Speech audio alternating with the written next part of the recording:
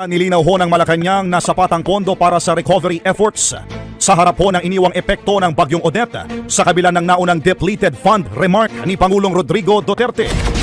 Paliwanag ho ni Cabinet Secretary Carlo Nograles, ang naunang pahayag lang ng Pangulo ay para ipaalam sa publiko na maraming kinakaharap ngayon na hamon ng bansa, kabilang na ang COVID-19 na malaki na ang nagagastos. Pero git po ng kalihim, naghahanap ng paraan ng gobyerno para matugunan ang lahat po ng problema at pangailangan ng bansa.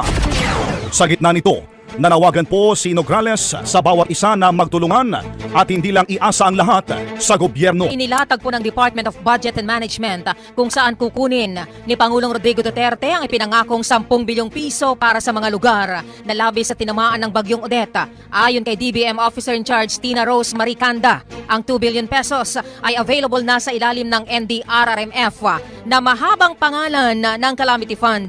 Ang susunod naman na 2 bilyong piso ay available naman sa ilalim ng Contingent Fund ng Pangulo at ang natitirang 6 na bilyong piso ay magiging available sa susunod na mga araw sa oras na malagdaan na ang GAA o ang General Appropriations Act para sa 2022.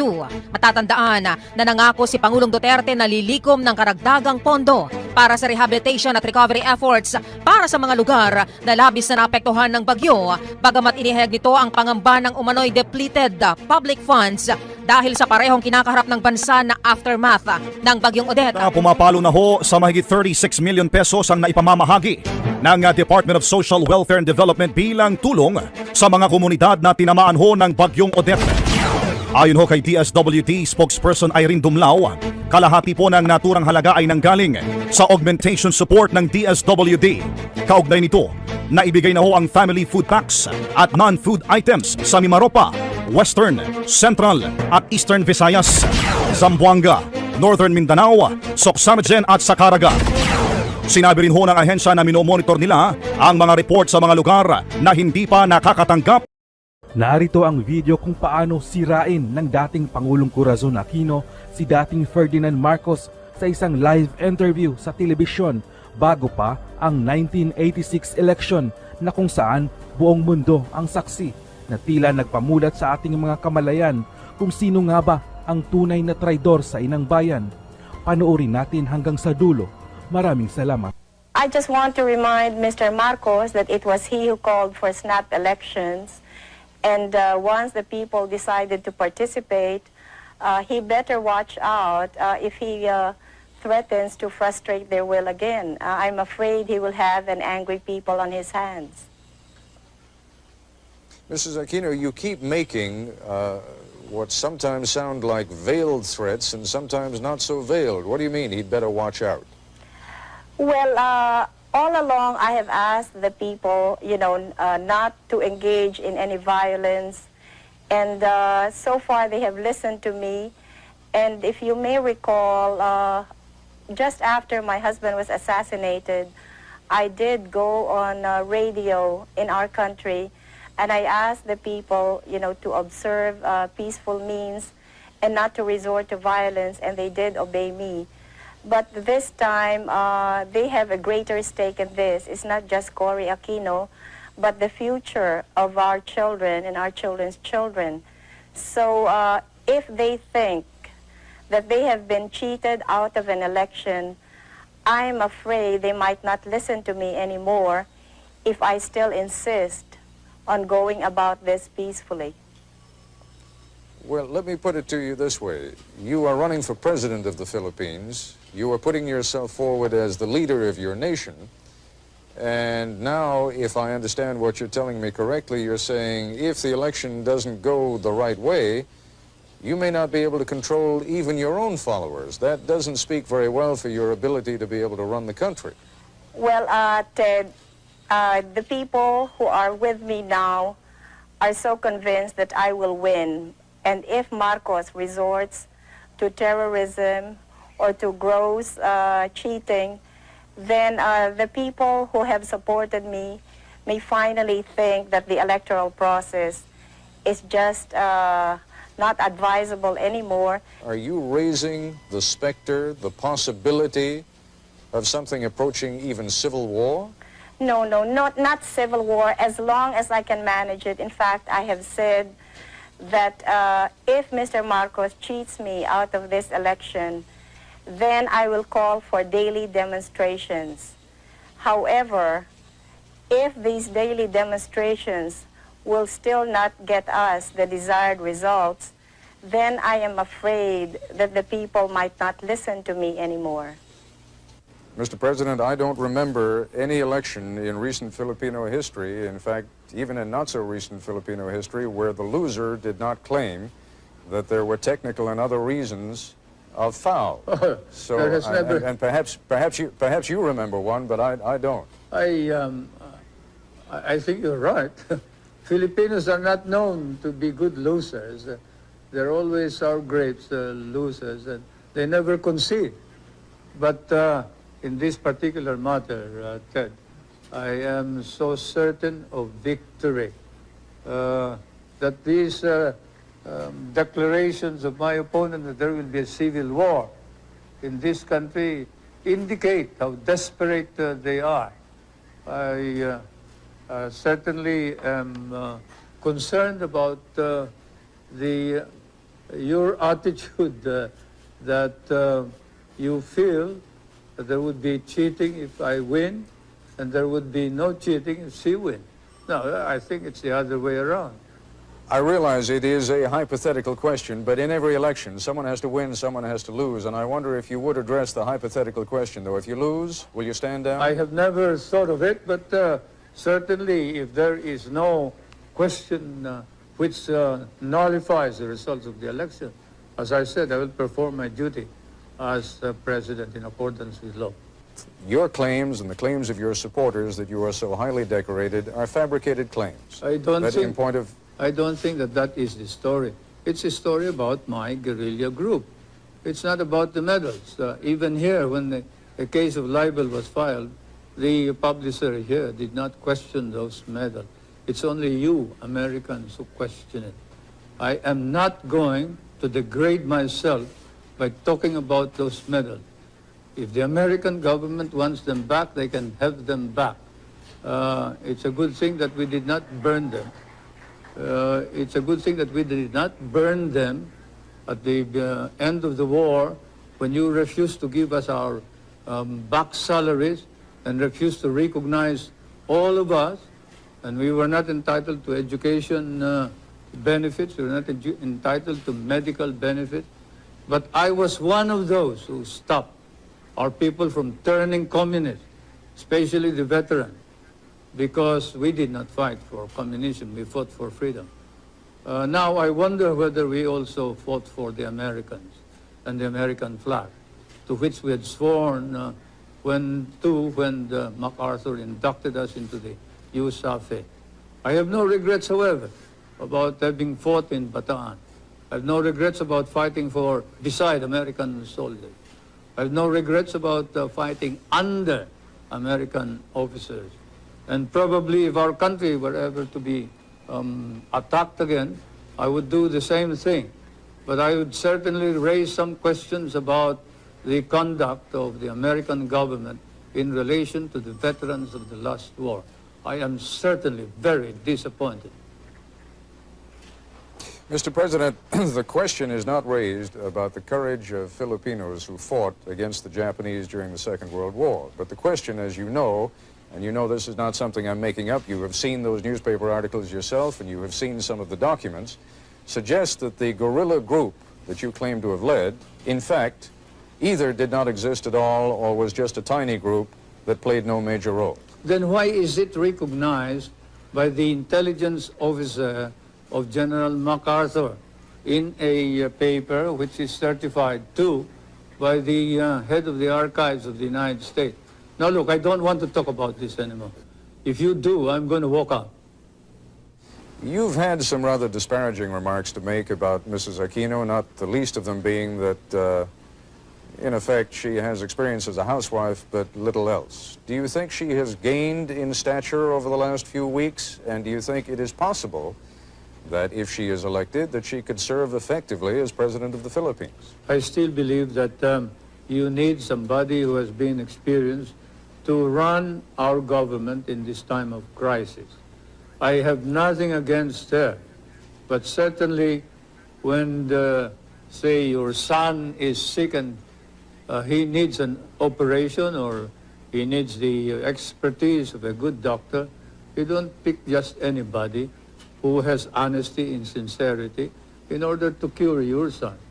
In that situation where she has no experience whatsoever is something that we have to accept and admit realistically that she had the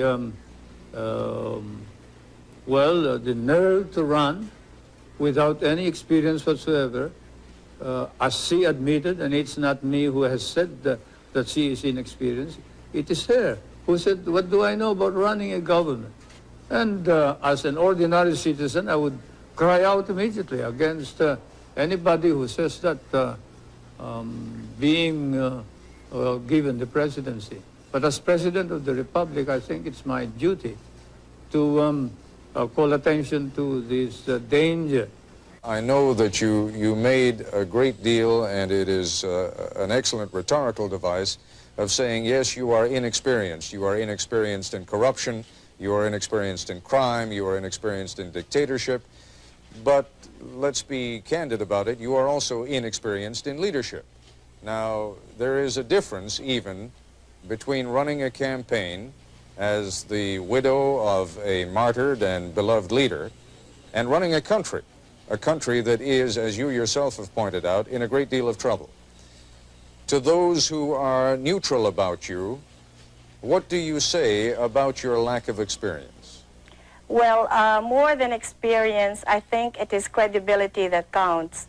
And the truth of the matter is that the Marcos government has lost all credibility, and no way can Mr. Marcos possibly lead our country back to recovery because the Filipino people no longer believe in him.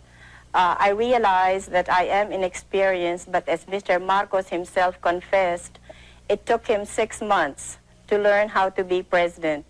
And I guess I can do the same thing. As we all know, there is no school for presidents, so I don't think that should be a point against me. Your own George Washington definitely had no experience either. It is possible that he had no experience as a president, but he certainly had some experience in leadership when he became president. And you are trying to become now the leader of a fractured country, the leader of a country that has enormous economic problems, the leader of a country that is rife with corruption, as you yourself have said, the leader of a country that has so many problems that one wonders how even the most experienced leader would be able to take care of them. I don't mean to harp on it, but it is the central issue of the campaign against you.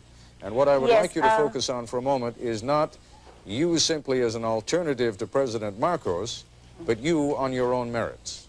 I realize how many people may think that I am not, the perfect solution to everything, but let's just say I am the best available solution to our problem. There are a great many people within your own coalition, within your own party right now, who see you as a useful device for getting rid of President Marcos, but who may have plans of their own for then shuttling you aside and, having used you, then taking over power themselves. How would you prevent that from happening?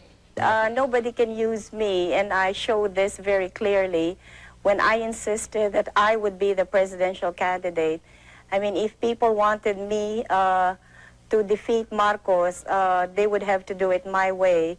And you can ask the politicians, the leading politicians in the opposition, how I was able to get all of them to agree that I would be the presidential candidate and not anybody else. Otherwise, we would have had 2 candidates instead of just 1.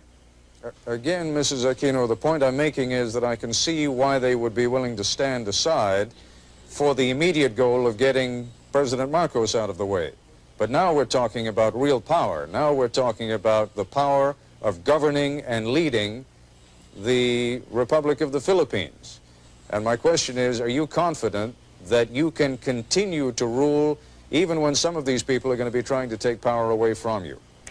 Yes, I'm very confident of that because there were no deals involved when I ran for president. So nobody has a hold on me. I am my own person. I intend to continue being that kind of person. As I said, I don't owe anybody any favors. Let's talk for a moment about the kind of relationship that a government of the Philippines under Cory Aquino would have with the United States. What kind of a relationship would you want to have with the United States? Well, I would like to continue our friendly relations with the United States, and I see no reason why that cannot be so. In fact, I would like to strengthen those relations, and definitely we will be in direct dialogue with your government, so I really see no problems there. Well, the problems again, and it seems to me that there has been a little bit of waffling on the issue of the bases over the course of the last couple of months. Would you tell me now in these final hours of the campaign precisely what your position on the bases at Subic Bay and Clark Air Force Base are? What is your position now? All right. I respect the military bases agreement, which will expire until 1991. And in the meantime, I will keep all of my options open. I know that no sovereign state can ever allow any part of its territory to be in the perpetual possession of a foreign power. And I think no ally of ours will be demanding this of me. I am not hearing from you the kind of reassurance that I think Washington really wants to hear. Now, obviously, you're under no compulsion to give it, but I wonder whether that is deliberate. No, it's not deliberate. Before the RP-US bases agreement expires in 1991, we will be in consultation with the United States, with our neighboring countries, especially the members of ASEAN, and above all, we will be consulting with the Filipino people so that we will be able to reach an agreement which will be to the best interest of the world, but in particular the Philippines. I've always maintained that those bases are needed by the two governments and probably by Asia itself, if not the world. You cannot project your naval and air power beyond the South China Sea as well as to the Indian Ocean and the Hormuz Straits in the Middle East without those bases.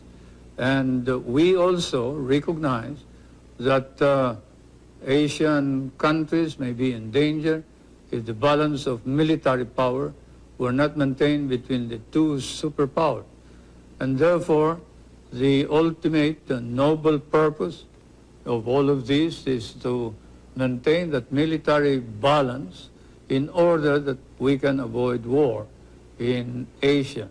This is to the advantage of not only the United States and the Philippines, but to the advantage of all of Asia and perhaps of the Middle East, Europe, and perhaps the world. When you hear people speculating in this country, and there has been some considerable speculation, that perhaps things are becoming a little bit too dicey in the Philippines and that the United States ought to think about putting its bases elsewhere. You take that seriously? I take it seriously, and certainly we would not stop you if you want to get out of the Philippines. Do you think that Subic and Clark can be replaced? You will not be able to find any replacement of Subic and Clark, but you are free to get out anytime you think it wise to do so. Mr. President, some would say that the gravest danger to the Philippines these days is that there is a crisis of confidence, and that what Mrs. Aquino would bring to the presidency would be a fresh breeze, and that she could get the expertise by surrounding herself with competent experts, but that what is needed is a fresh sense of trust, a sense that the corruption that is charged will be cleaned out, a sense that the cronyism that is charged will be cleaned out, a sense that the brutality that is charged against members of your armed forces and the police will be cleaned out, and that Mrs. Aquino can fulfill that role and you cannot. you, sir, are guilty of speculation and making allegations that are not proved by evidence. Corruption and hidden wealth were charges included in the impeachment proceeding. They were debated upon, and the opposition was challenged to present their evidence. They could not. There is no evidence. Even in your hearings in the House of Representatives Subcommittee of Mr. Solar, Congressman Solomon and Roth, I think, have said that there is no evidence about corruption or hidden wealth, and that this is all hearsay and all rumor. Now you repeat it as if it is the gospel truth. I question your right to make this as a premise for any further questioning. I must say that hearsay, rumors, speculation as a basis for a question by reputable newspapers and foreign correspondents should have no place in a society like ours. Your society Mr. and President, ours. you are quite right. If I were the only one raising those questions, there would be no point in The raising number them at does all. not matter, Ted. Whether 1,000 people raise it, if there is no evidence, then it is false. Whether it is raised by 10,000 people, if there is no evidence, then it is patently false. Numbers do not matter. It is evidence that matters. And you don't have any evidence. Mr. Solars has no evidence. The opposition has no evidence. They're just talking loud, and they're engaged in a smear campaign, and you are helping them. Mr. Solars claims that he has testimony from someone who met with who claims that he has testimony from someone who met with your wife, Mrs. Marcos, who spoke to him of properties that you hold through other names in New York, and that Mrs. Marcos said to this man who testified before the committee that she expected by 1987 to have $70 million worth in profits on those properties. Now that is the testimony. You're saying there is no testimony. It may be inaccurate, but the testimony, sir, is there. The witness, when asked by Congressman Solomon whether there is any evidence whatsoever proving this, said, I merely heard it. It is something that I heard from somebody. I do not know your sources of information. You may be more accurate than I am. But certainly, I don't consider that evidence which ties us up to the ownership of any of these properties. We are looking into the manner in which the evidence has been obtained by some of your investigators and some of your foreign correspondents, your newspaper men. And then after the elections, we will then look into the legal aspects of the coercion and intimidation that has been going on against some of the witnesses. But anyway, whatever it is, I deny categorically any speculations of the corruption and hidden wealth that is being alleged, so much so that the opposition members of the Batasan, the legislature, are now facing perjury cases in our courts, and we are going to see to it that these cases will be pushed through. There have been charges by both sides, against both sides, of corruption in the voting process. How is it going to be possible for anyone ever to be satisfied that this was an honest election, even if it were? Well, I guess as long as it is fairly honest, then we would be able to satisfy everybody. But if there are outright violations and we can see that there has been such enormous fraud, then that would be difficult to convince the Filipino people. But as I said earlier, since there are so many people personally involved in these elections, then we will see people power working to make sure that we get as clean and honest elections as possible. How much fraud, how much corruption in the process are you prepared to accept? Well, that all depends, Ted. naturally, I cannot envision what Mr. Marcos is going to do. So I cannot say right now just what it is that I will be able to accept or what I will totally reject. There is an enormous difficulty in ever reaching a decision on how much fraud there has been. Both sides are going to claim it. We know that already. Your side's going to claim it. His side is going to claim it. How is it ever going to be possible to reach an understanding on what happened and how much fraud there was? Well, Ted, we all know who is the real power in this country, and it's a one-man power. So since he controls almost everything in this country, it is really unthinkable that we in the opposition, can manage cheating the way he is accusing us of. He controls COMELEC, and he has all of the government forces behind him. So how can he possibly accuse us of committing fraud? Well, if he has all the power, as you say, and if you already believe that he is committed to win this election by whatever means he can, then how is it possible that you're going to win? Well, as I've been saying all along, it's people power that has finally emerged in this past campaign. And there will be many of these people who will be poll watchers in the coming elections. So they will be guarding their respective polling precincts, and they will also be watching the tabulations. So I am counting on all of these people to help us get an accurate count. What happened during the campaign with regard to media coverage? President Marcos has told me that you have certainly had access to the television and radio stations, and he denies categorically that you have been kept off.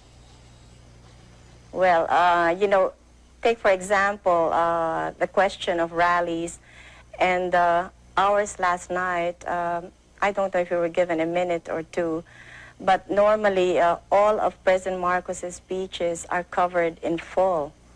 So I'll be lucky if I can have a sentence or two. We both addressed the Chamber of Industries, and his speech was covered in full. I think I had two sentences, which I was allowed to, which local television aired.